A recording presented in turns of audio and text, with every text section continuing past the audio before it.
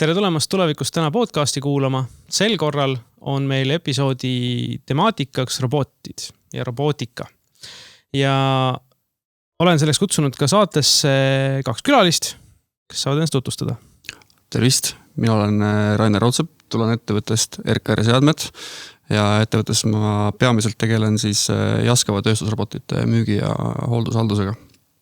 Tere ka minu poolt, mina Kristo Karjust, Tehnikaülikoolist, tööstustehnika professor.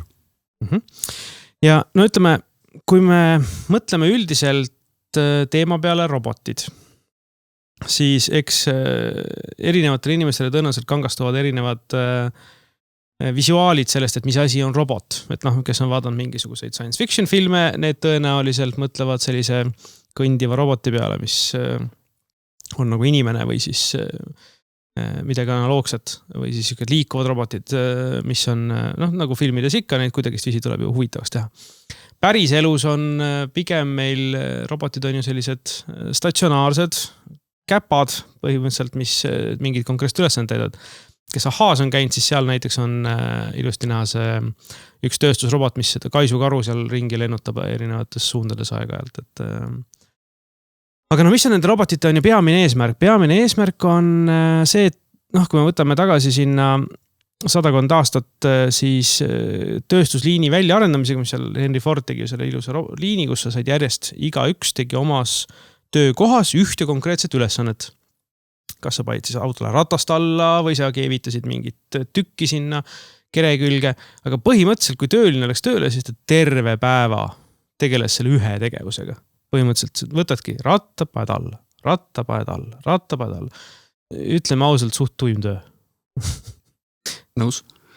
Kes teist jaksaks teha sellist tööd 8 tundi päevas järjest? Kindlasti mitte. Ja, aga seda on tegelikult ju mingil määral siiamaani. On meil ju tööstuslikus tootmises kasutatakse väga tihti inimtööjõudu teatud tegevuste tegemiseks ja tegelikult see ei peaks nii olema, sest see on see koht, kus koha peal saavad mehaanilised abivahendid meid aidata.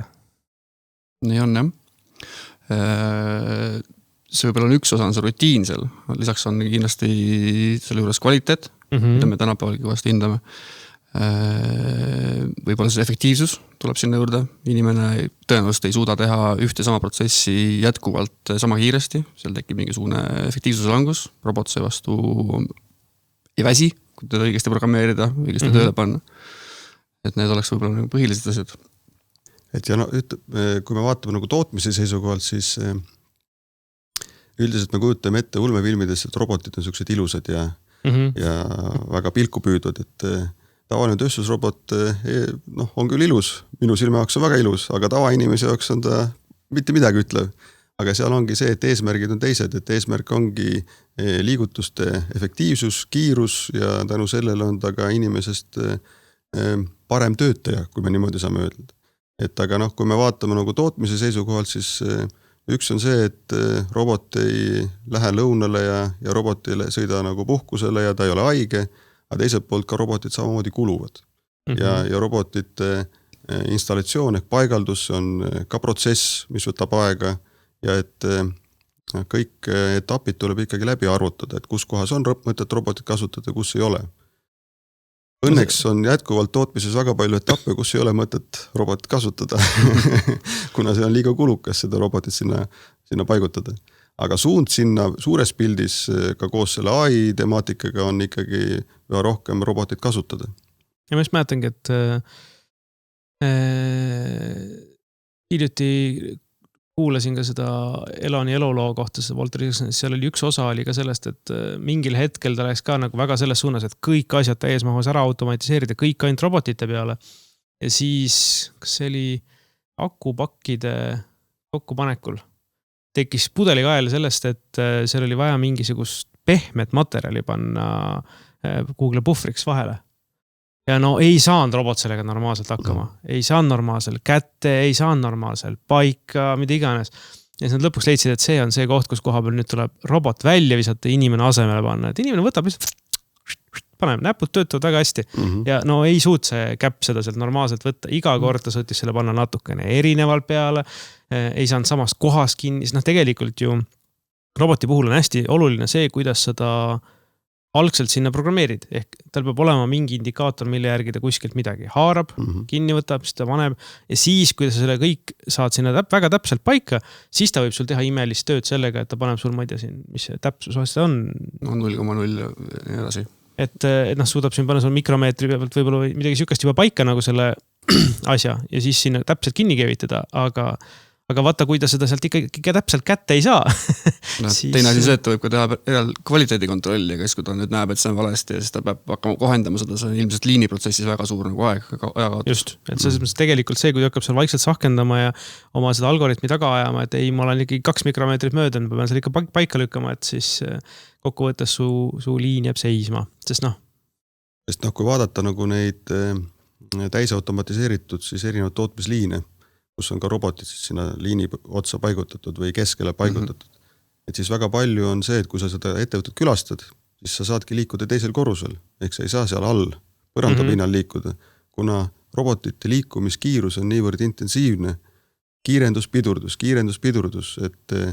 et see võrreldes inimesega, me ei suuda seda 8 tundi või ka 4 tundi seda samasugust intensiivsust katta. Ja seal ongi see erinevus, aga samas jälle, kui me mõtleme nüüd, et mis see robot tänapäeval maksab, robotid lähevad järjest odavamaks piltlikult öeldes, eks. Aga maksab see installatsioon, ehk see roboti sobitamine konkreetse toote ja konkreetse tootmisliini ja konkreetse protsessiga. Ja see on see, kus on see maksumus ja teine pool, kus on maksumus, Rainer teab ise öelda, on see roboti pea, eks ju, mis seal siis nagu, et robot on sul mingisugune metallitükk koos oma muude andurite ja komponentidega, aga see pea, mis siis on selle toote põhine, see on see, mis teinekord maksab rohkem kui see robot ise. Ehk et... see oleneb peale lahendusest, keevitusroboti puhul see võib-olla on suhteliselt lihtne, aga seal võib olla pick and place'i puhul ehk tõstmisroboti puhul või kus ta peabki nägema, haarama erinevaid tooteid, et oleks samamoodi universaalne, see võib ajada selle päris kalliks. Või koostöörobotid näiteks. Koostöörobot ka, jah. Ja pluss tõenäoliselt erinevad karakteristikud, see, kas ta tõstab sul väikseid mutreid ja paneb Google'i külge või ta tõstab sul poolt autot, on ka veidi erinev. Jaa, seal hinnad muutuvad nii mõlemas, nii peas kui robotis kindlasti. Aga selle praegu, mis me oleme rääkinud, ongi sellised liinirobotid, need on suhteliselt mõnes mõttes sellised peaaegu standardsed asjad juba.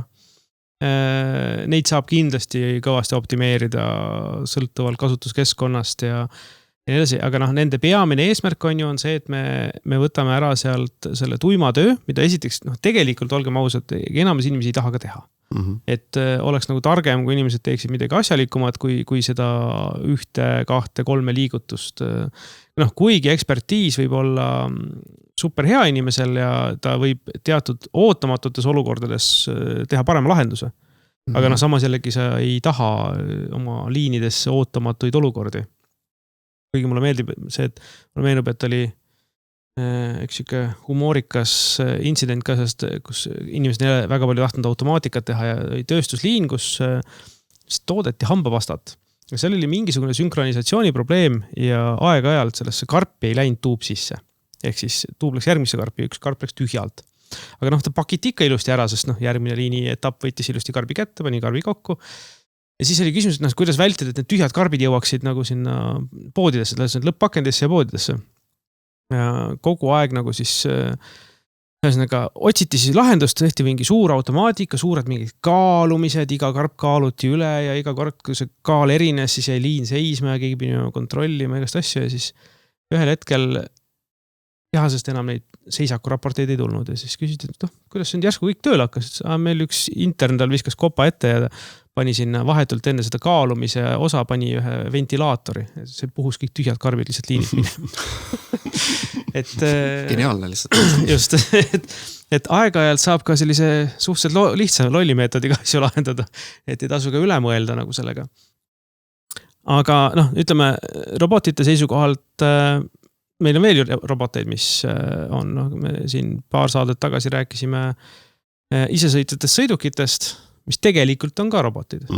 Võib-olla ei mõtle nende peale nii standardselt kui robotite peale, et kõik need väiksed nõinud Starshipi robotid, mis tassivad ringi meil pitsakarpe ja hamburgere, on ka tegelikult pisikesed robotid. Sest ütleme nii, et jah, need on mobiilsed robotid, et kui me nagu vaatame nagu laiemat pilti, et meil on nagu tööstuslikud statsionaarsed robotid ja siis on meil mobiilsed robotid ja siis on meil ka siis igapäevaelus kasutatavad robotid siin nagu pärast võib-olla räägime Tesladest ja muudest siin. Ja tegelikult on meil tõenäoliselt päris paljudel kodus ka üks väike robot, kellel on Roomba. Jah. Et ja suures pildis on see, et me ju tahame, et inimeste elu oleks lihtsam. Et me ei peaks tegema monotoonseid tegevusi, et meil oleks keegi abimees, kes siis meie eest mingid tegevused teeb või ka kui me vaatame tootmise seisukohalt, et meil oleks töö jätkuvalt efektiivne, sõltumata sellest, kas on hommikul, hilja õhtul või öösel.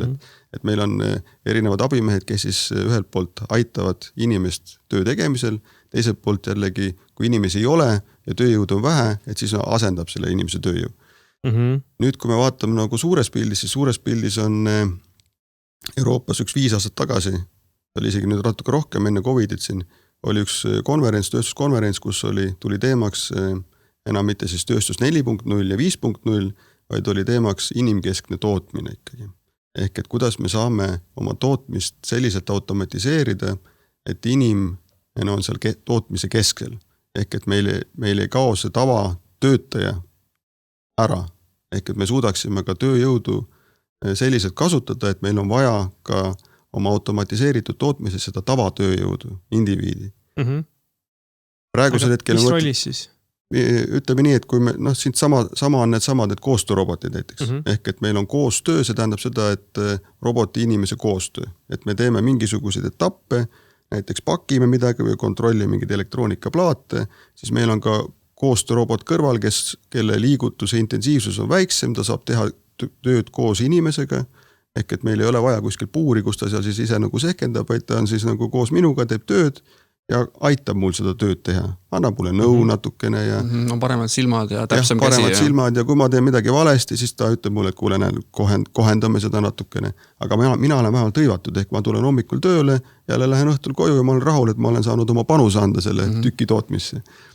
Ja see hakkab nüüd natukene lahendama seda potentsiaalset sotsiaalset probleemi, et mis meil tekib sellega, kui me nüüd kogu tööstus ära automatiseerime ja tegelikult kui tänapäeval poodi minna, siis sul on tavateeninduskassad ja siis sul on iseteeninduskassad. Ehk siis sa kas äpiga või mingisuguse puldiga skannid ise ära tooted, lähed iseteeninduskassast läbi, maksad ära, lähed ära. Et tegelikult sul on müüjaid tänapäeval palju vähem vaja, kui sul oli 10 aastat tagasi, on ju.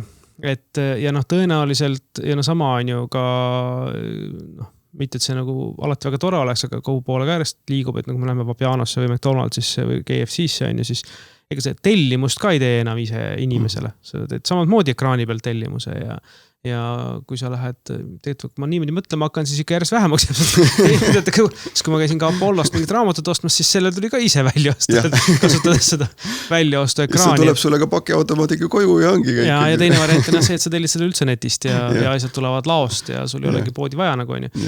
Et läheb selliseks väga, et inimesed suhtlevad ikkagi inimestega siis ainult enam-vähem klubis ja kuskil restoranis ja muudes sellistes kohtades, et tegelikult seal hakkab tekkima selline päris oluline sotsiaalne muutus. Et mida kõik need inimesed tegema hakkavad, kes muidu seda sorti tööd tegid. Jah. Et ja siin ongi see küsimus, et miks see nagu on tõusnud niimoodi vaikselt ka Euroopa tasandil nagu päevakorda, et me ühelt poolt on meil tööjõukriis erinevates valdkondades, meil on töötajad puudu. Ja need on ainult väga spetsiifilised nagu oskused. Jah. Nii. Ja siis ongi see, et meil on väga palju insenere puudu, kes kogu seda masinavärki siis üleval hoiavad, see on Tehnikaülikoolile pluss, eks ju, et loomulikult tulge kõik inseneerit õppima. Aga teiselt poolt meil on teatud sorti inimesi, kellel on ka rakendust vaja. Ehk et ja need on väga vajalikud inimesed, sest ka tootmise seisukohalt on teatud etapid, ei olegi mõtet automatiseerida, kuna see automatiseerimine niivõrd kallis. Ehk siis insenerid kulutavad sinna liiga palju aega, nii nagu sa siis selle hambapasta näite tõid, eks ju, et võib-olla on kas puhur või siis on see, paneb selle inimene selle, midagi teeb selle, eks ju. Et see on nagu tunduvalt odavam selle etapi lahendamine, kui seda automatiseerida. Aga suur suundumise pilt on ikkagi sinnapoole, et me üha rohkem ikkagi automatiseerime. Et tahame seda või ei taha, räägime sellest sotsiaalsest poolest või mitte, aga üha rohkem meil ikkagi tegevusi hakkab toimuma läbi siis kas mobiilsete robotite, statsionaarsete robotite või siis meie niimoodi. No see ongi see, et nüüd tuleb see AI-ga mängu, mis aitab väga palju kaasa nüüd automatiseerida ka väikeseeriaid, mis Eesti puhul on eriti oluline, sest me teeme ise vähe tooteid selles mõttes tootmises. Ja seal ongi see, et kui sa teed allhanged, siis tihti peale on väiksed seeriad ja sul ei tasu seda automatiseerida. Nüüd see AI pool ja kogu see tehnika areng on ikkagi viinud sinna, et sul juba tasub teha ka täitsa unikaalseid väiksed seeriad nagu tooteid automatiseerida robotite peale. Ehk siis see robotite ringi seadistamine ja liini ümber sättimine on siis asi, mida suudab, ütleme, keskkonna tajuvalt see robot ise paremini teha. No sinna suunda me liigume, jah. Ja. No eks ta selles mõttes on, ja kui nüüd võtta siia juurde ka selliste universaalsemate robotite tekkimist, siin, mida sa enne vihjasid ka, et eks Teslaga on nüüd hiljuti välja tulnud ju selle Optimusega, mis on, eks me oleme siin ennemgi näinud neid Boston Dynamicsil on need koeralaadsed ja inimeselaadsed. Nüüd on ka juba inimeselaadsed. Kes suudavad joosta mäest alla ja igasuguseid asju teha, et see inimeselaadne robot on tegelikult järjest rohkem ka nagu liikvele tulemas. See, millest me natuke nalja visata, siis millest me siin päris saate alguses rääksime. Eks nad tegelikult väga tihti ju kusjuures ka lähevadki täpselt sellisesse kasutusse, ega nii need robotkoerad kui palju mobiilsed asjad on ka ju asjad, mis on praegu ka Ukraina sõjas juba osaliselt kasutusel, just nimelt sellega, et sa saadad ohtlikesse olukordadesse, kus sa inimest ei taha saata. Eelluurele või läbi miinivälja või mis iganes, et sul on ikkagi kohad, kus sa saad kasutada selliseid asju. Aga tegelikult seda sama sorti universaalsed robotid on ju ka potentsiaalsed väga palju laiema kasutusega, sest me oleme ikkagi oma töökohad, tööstuse arendanud algselt välja inimese järgi. Kõik need uksed, läbikäigud, asjad, kõik on arvestatud inimese järgi. Et kui me nüüd teeme roboti, mis on sarnaste mõõtmetega, sarnase funktsionaalsusega, näppe on sama palju, saab neid näppe samad moodi kasutada, siis tegelikult see hakkab nagu otsesemalt andma võimalust asendada mitmetes teistes rollides ka inimest. No jah, see hakkab võtma inimesel tööd ka veel ära, et siis see liigub sinna sotsiaalsesse poole nagu väga valusalt.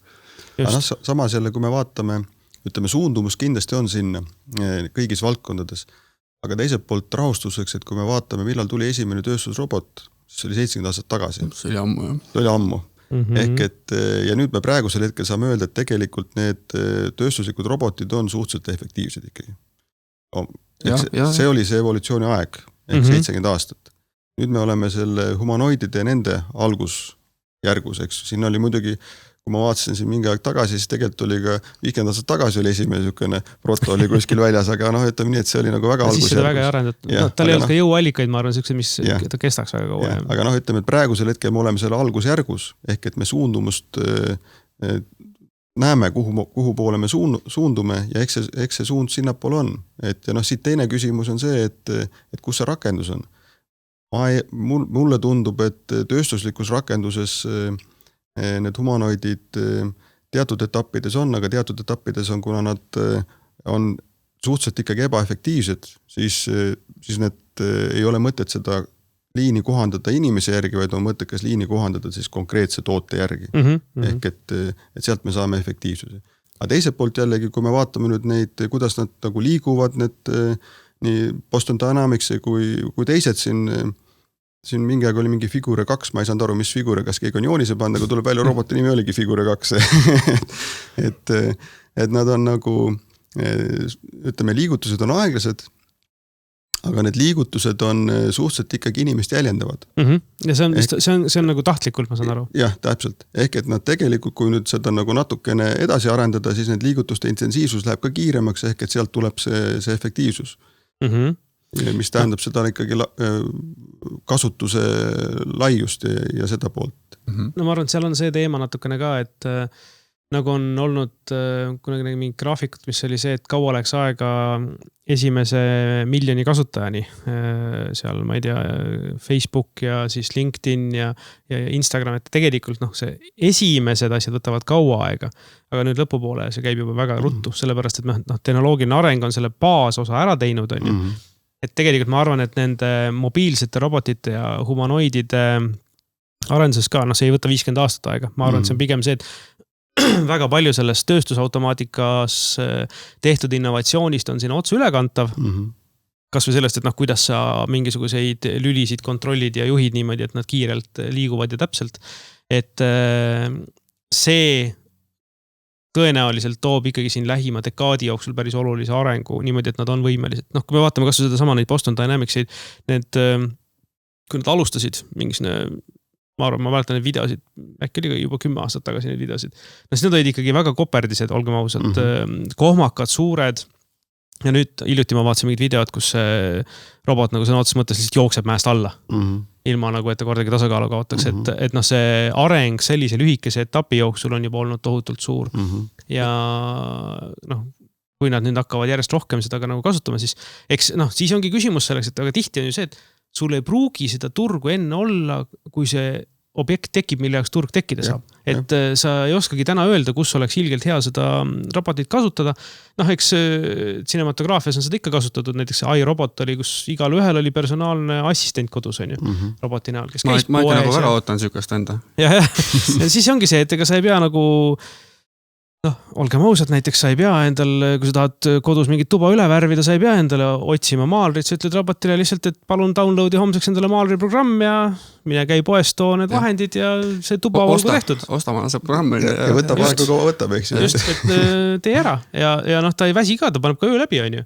Et selles mõttes ei ole sugugi nagu mõeldamatu, et see muutub ja noh, kui ta siin, ega meil ju oli seal Dubai Expo'l oli väljas meil joogirobot, kes, noh, see küll tõsi oli paras monstrum, aga põhimõtteliselt, mis jooki tahtsid, miks siis valmis tegi, et... Tulles Starshipi juurde tagasi, siis sama teema, kõik on näinud YouTube'is neid videod, kus koostorobot, mis iganes robot siis nii-öelda teeb hot dogi, kus ta paneb selle viineri sellest hot dogi saiast mööda, eks ole, ja kõik asjad, aga põhimõtteliselt siis nagu teine robot saaks panna selle Starshipi kasti, eks ole, ja et päris huvitavaks läheb sinna.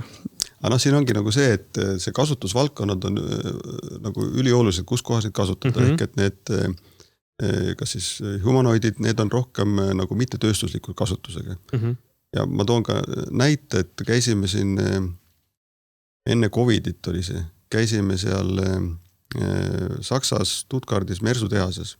Ja seal sõitsid, siis meil oli, arendasime ülikoolis ka seda mobiilsed robotid ja seal ei sõitud ühtegi mobiilset robotit tootmises ringi. Ma küsisin, et kus teil need mobiilsed robotid siis on? Nüüd vaatasin mulle otsa, ütles, et jaa, et need mobiilsed robotid olid meil 4 aastat tagasi.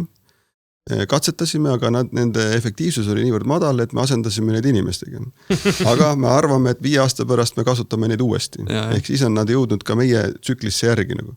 Ehk et, ja noh, teine näide, kui me käisime siin Singapuris, siis seal tänavate peal olid mingisugused mobiilsed robotid, kaamerad küljes ja mingid sildid olid peal, liikusid seal ringi.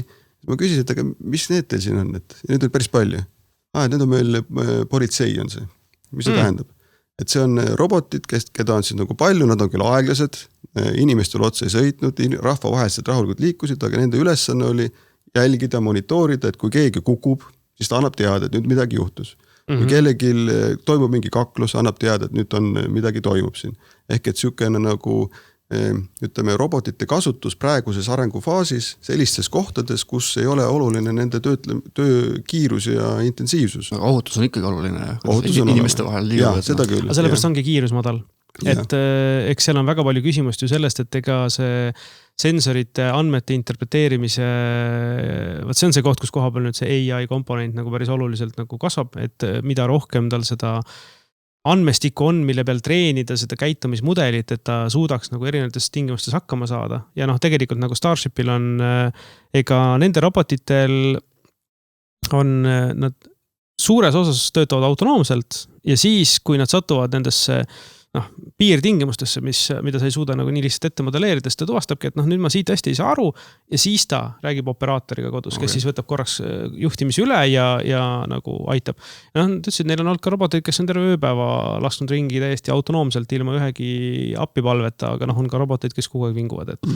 Et eks see on nagu inimestega. Aga selles suhtes eks see nagu ajas areneb ja see on nüüd see koht, et kui sul see sensorid ja ütleme see motoorika ja kõik asjad on juba olemas, ja kui need on, ütleme, piisavad, et ei selgu, et sul on mingit oluliselt paremat resolutsiooni vaja või midagi sükest, siis tõenäoliselt edasine on tarkvara ja see on see koht, kus koha peal sa saad täpselt selle sama asjaga korralikult nagu ka majandada, et sul see kogu aeg vaikselt nagu uueneb, läheb paremaks, ma võin omast käest öelda, et kas või siuke lihtne praktiline näide, kui sul on Tesla auto olemas, tal on 7 kaamerat, erinevad asjad peal on ju, tarkvara uueneb, sõidab järjest paremini, et mis sest, et nagu riistale see uuendama ja see kõik käib nüüd selle masinaõppe õppimise kaudu on ju. Et ma arvan, et nendes universaalrobotites või mobiilsetes robotites hakkabki toimuma see osaliselt sellise arengu käigus, et vastavalt kui palju nad andmestikku koguvad, sest olgem ausad, päris maailmas neid situatsioone 99% ajast sa saad tõenäoliselt väga hästi hakkama. Ei ole mingit erilist sellist enamus aja aastast, me kõik sõidame, ei juhtu teel nii müstilisi asju kogu aeg. Ja siis aeg-ajalt juhtuvad asjad, mida sa ei oska absoluutselt ette näha ja mida sa ei oska ette simuleerida, kas see sama hiljuti siin liikunud video sellest suurepärasest möödasõidust, kus pidid osad autod pea kraavi hüppama. Et sellised intsidendid on need, mis siis juhtuvad nagu piirjuhtumid, mida on väga raske ette simuleerida ja seda on kuidas ta siis nagu käitub selles olukorras? Just, see on nagu see küsimus. Aga see ongi arengufaas, et me oleme praegu arengufaasi siin niimoodi alguse poole ikkagi. Ja samas, kui me vaatame, kus on nagu nende samade mobiilsete robotite kasutus ka tööstuses, on seal, kus on meil erinevad Amazoni pakkimislahendused ja ladu ja nii edasi, kus on nagu see muutuv parameeter ehk inimene on välja võetud. Ja siis, kui ta on suletud keskkonnas, inimene seal ei sega ja ei tee oma mingisugused kaootilisi liigutusi ja aja süsteemi segadusse, et siis nad töötavad väga hästi. Ja seal on ka see efektiivsus on suur. Ja kvaliteet ka, eks ole. Kvaliteet ka, jah. Lõpuks on ikka inimene süüdi. Lõpuks on ikka inimene süüdi, jah. Aga eksimine inimlik ikka. Just. Robot ei eksi, robot teeb seda, mis progeti. Isegi proges inimene, nii et järelikult inimene. Et jah, eks ta selles mõttes on, et nüüd eks küsimus on ka, kuhu me selle kõigega nagu liigume, et ma arvan, et sellise rutiinse tööstuse pool, see oli minu jaoks tegelikult uudis, mis rääksid sellest konverentsist teha inimese keskset tööstust, et see on ikkagi see, et hakatakse muret tundma just nimelt selle sotsiaalse aspekti pärast, et ma arvan, et tegelikult seda inimest sinna tootmisprotsessi robot assisteeritult, see on ikkagi natukene sotsiaalprogramm juba, see ei ole nii väga võrd selleks, et saada paremat toodet või efektiivsemat tööstust, et ma arvan, et ikkagi see tõenäoliselt selline väga rutiinne tegevus läheb ikkagi täies mahus nagu automaatika alla ära. Et küsimus on tõesti, et kuidas me hakkame seda sotsiaalselt poolt lahendama. Eks see on nagu erinevate etappidega, et praegusel hetkel soe soovitus kõigile tulge inseneerit õppima ja saame targemaks ja katsume neid robotid siis juhtida ja samamoodi teeme neid installatsioone tööstusesse, et me saaksime need robotid seal käima. Selleks on vaja palju inseneri ehk, et kui me mõtleme... Inimest ikkagi, eks ole. Jah, inimest, jah. Ja võt see olukord, kui nüüd hakkavad robotid paigaldama roboteid, siis tekib natukene ka murekohti. Siis on suur murekoht. Mis nüüd toimub? Just eelmine osa oli Jaan Tallinnaga tehisintellektist ja tema võimalikest ohtudest, nii et see üks suurimaid murekohti ongi see, et kui tehisintellekt hakkab ise asju enda jaoks tegema, siis meil hakkab tekkima probleem, et kui robotid hakkavad tootma roboteid ja need robotid hakkavad tootma roboteid, siis meil on probleemne koht.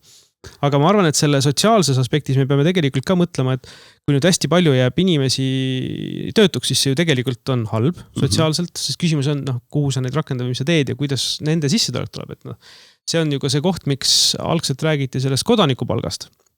Et igaüks saab mingisuguse eluväärse palga kätte ja siis, kui sa teed midagi nagu erialast juurde, tõesti näiteks oledki keevitaja või mingisugune spetsiaalne robotite programmeerija või midagi sükast, siis sa teenid nagu juurde sellega, et sa nagu rakendad ennast siis mingis valdkonnas.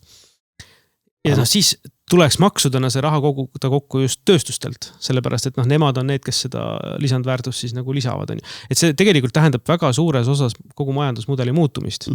Ja sotsiaalse mudeli muutumist. Aga siin ongi see, et miks see nagu eesti keeli on hea nimetus inimkeskne tootmine, et inimene ma nüüd ei ole psühholoog, aga ütleme tunnetuslikult inimene tahab olla vajalik. Ja inimene tahab midagi teha. Ehk et kui sa saad nagu pidevalt seda palka ja midagi ei tee, siis see ei lähe hästi. Ehk et sul on vaja rakendust.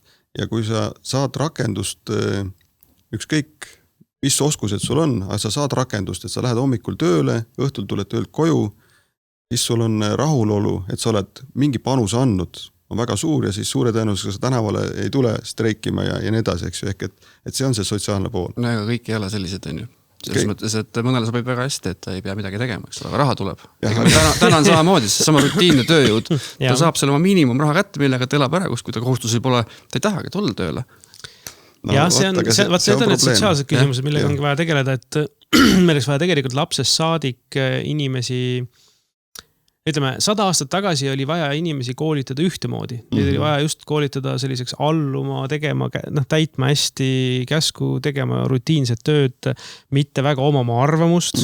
Et see oli siuke klassikaline nagu koolisüsteem. Nüüd me oleme nagu rohkem liikunud sinna, et meil tegelikult täna vaja neid kastist välja mõtlejaid, innovaatoreid, nagu oma peaga mõtlejaid. Et see tegelikult on väga 90 kraadi muudatus, et see on nagu, isegi 180 kraadi muudatus, see on nagu täiesti teine fookus.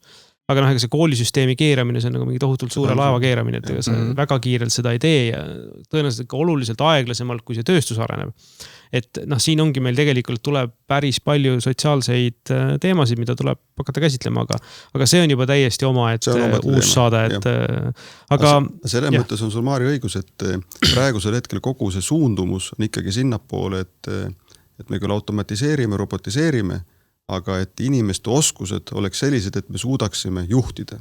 Ehk et me suudaksime anda objektiivselt kirjeldada siis robotile, mida ta peab tegema. Ehk et see on see nagu fookus ja see on sul väga õige, et see kogu see haridussüsteemi fookus peaks ka olema maast madalas sinna, mitte ainult ülikooli tasemel. Just, et see on tegelikult asi, mis on kohe põhimõtteliselt lasteaias saadik vaja hakata arendama seda, sest tegelikult olgem ausad, lapsed on alguses kõik insenerid. Võtavad, üritavad aru saada, võtavad kätte mingi asja, kuidas see töötab, millest see tehtud on, see on puhas inseneriharidus. Aga millegi pärast kooli lõpuks nad enam seda ei tee, see ütleb üle mõelda. Aga kuulge, suur tänu, et tulite, väga põnev oli ja nüüd tuleb edasi automatiseerida. Teeme nii. Aitäh kutsumast. Aitäh kutsumast. Nägemist.